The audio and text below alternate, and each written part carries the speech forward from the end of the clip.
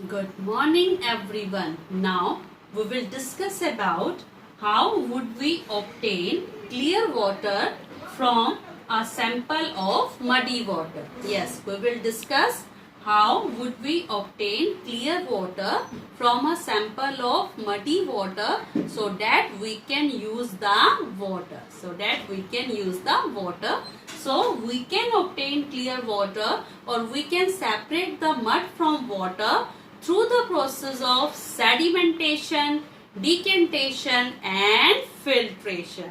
So let us find out how we will do.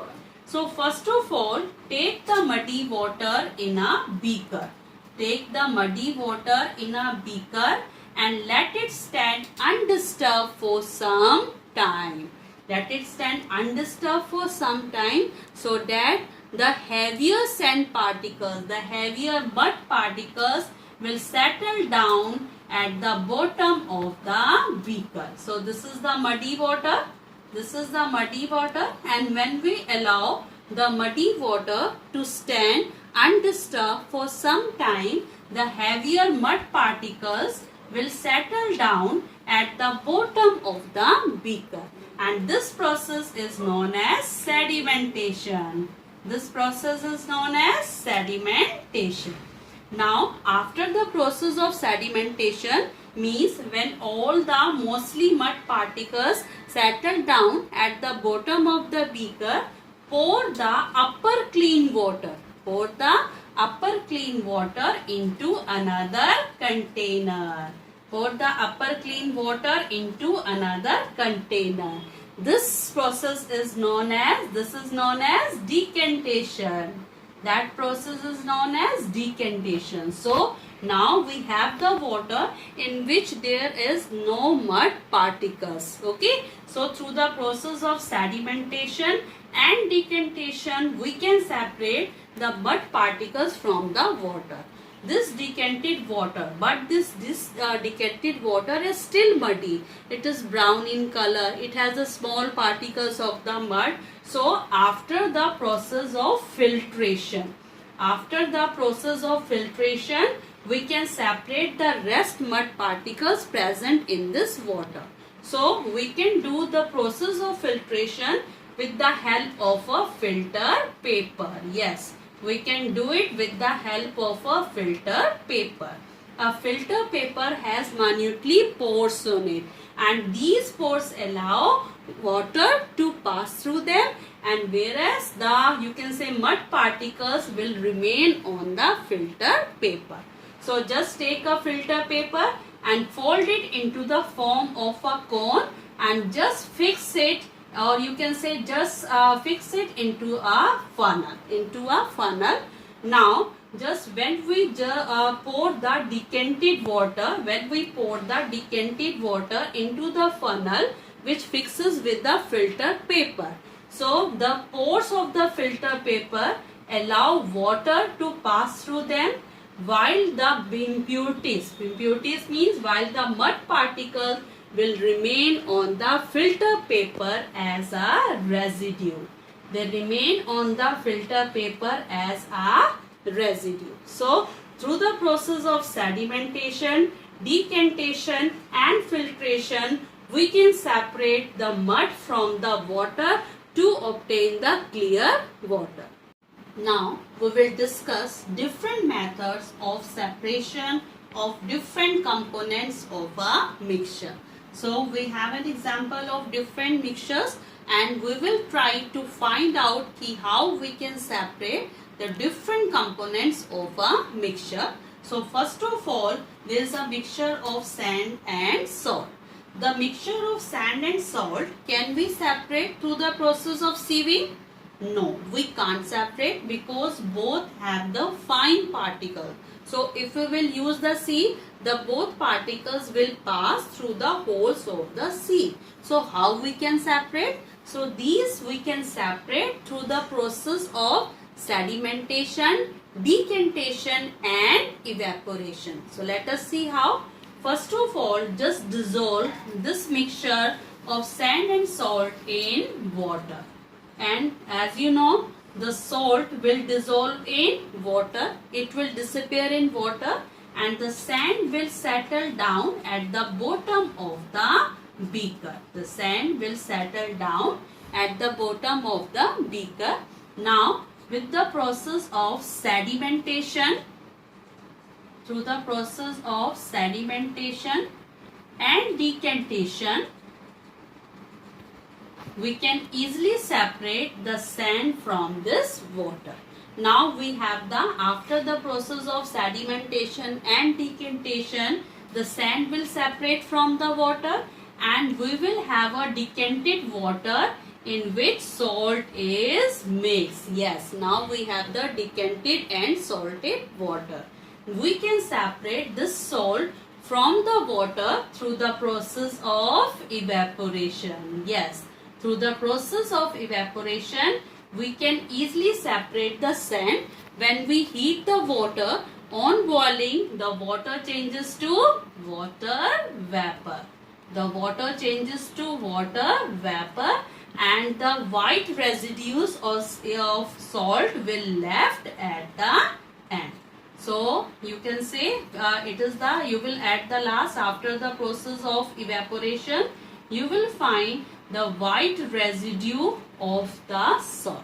So through the process of sedimentation, decantation and evaporation, we can separate a mixture, we can separate the different components of a mixture. Okay, now our next example, next mixture is flour and husk. Okay, flour and husk. So how we can separate this? We can separate through the process of winnowing? No, because flour and husk both are the lighter one.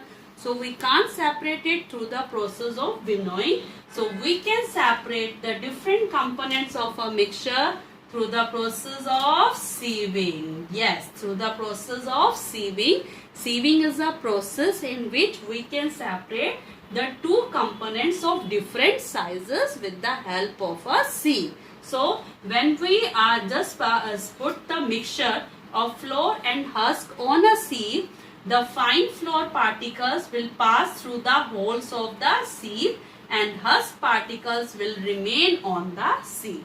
So through the process of sieving, we can separate the flour and husk particles. Now our next mixture is stones and rice. So stones and rice. How we can separate this mixture? We can separate this mixture by the process of hand picking. Yes, we can separate the stones from rice through the process of hand picking. Because stones, you can say they are slightly larger than the size of the grains, larger than the size of rice. We can easily separate it through the process of hand picking. Now our next mixture is husk from the grains. So there are grains like the wheat is there, rice is there, and there are husk particles. So we can separate this husk from the grain through the process of winnowing. Yes, through the process of winnowing. Winnowing is a process to separate heavier and lighter particles. So your husk particles are lighter one and grain particles are heavier one. So through the process of winnowing, we can separate the husk from the grain. Very good.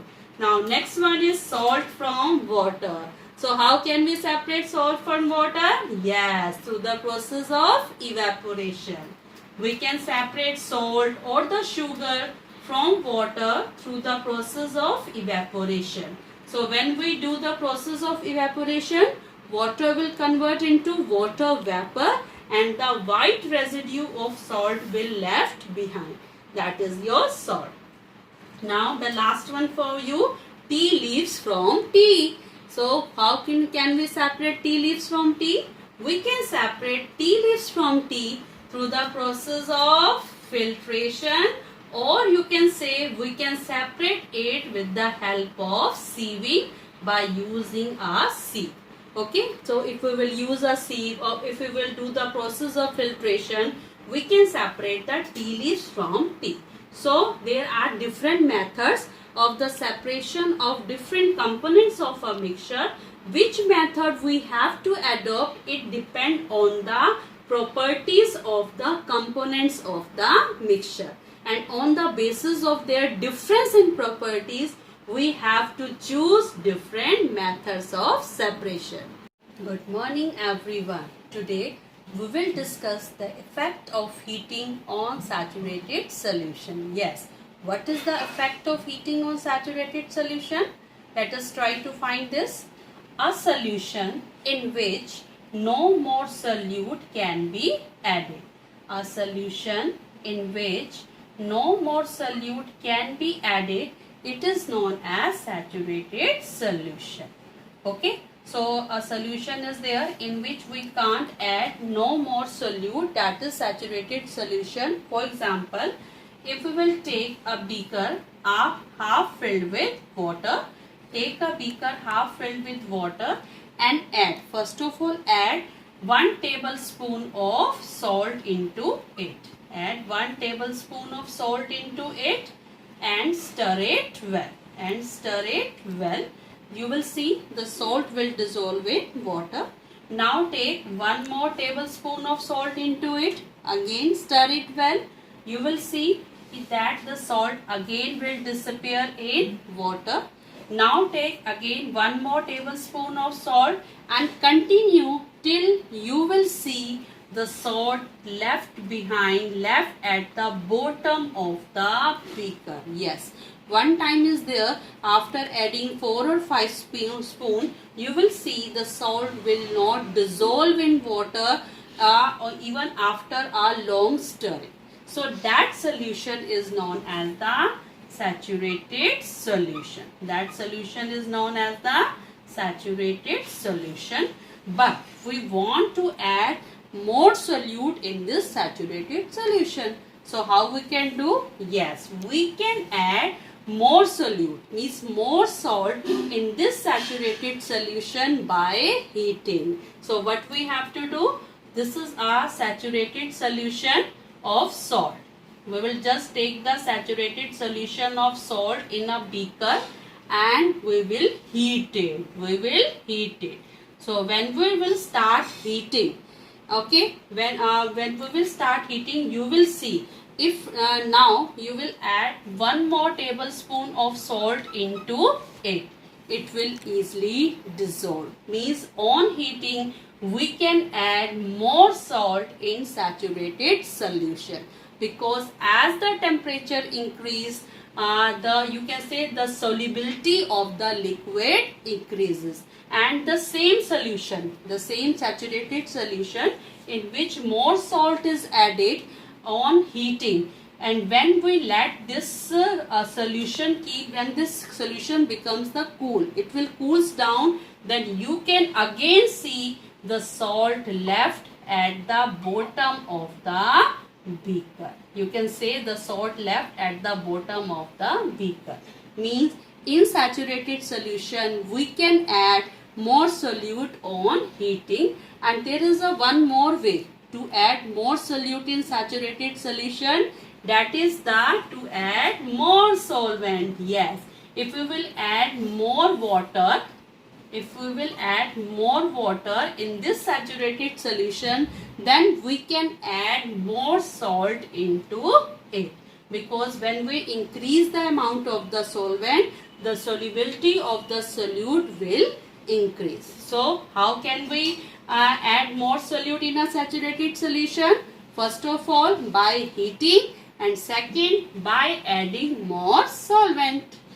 Now we will discuss how can we prepare lemonade. Yes, for preparing the lemonade we need water, lemon juice, sugar and salt. So how can we prepare it? First of all we will take a glass of water. Now after that we will add, according to our need, 2 to 3 tablespoons of sugar into it and half tablespoon of salt into it and stir it well.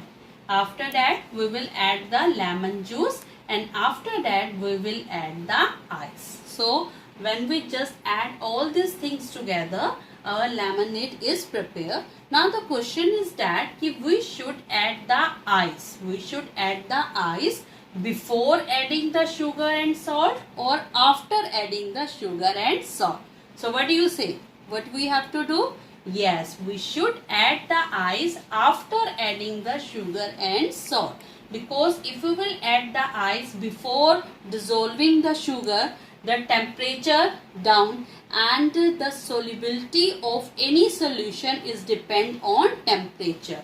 The solubility increases as the temperature increases. So if we will add the ice first and then sugar, then they will not dissolve completely and we will not get the proper taste. So while making a lemonade, we should add ice after dissolving the sugar and salt.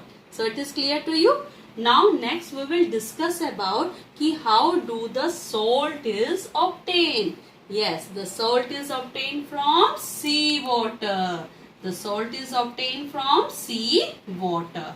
A sea water has a lot of salt mixes into it, and when this sea water is allowed to stand in a pit just near the you can say sea areas, there are pits are there, and when the sea water is allowed to stand in the pit, then due to the heat of the sun,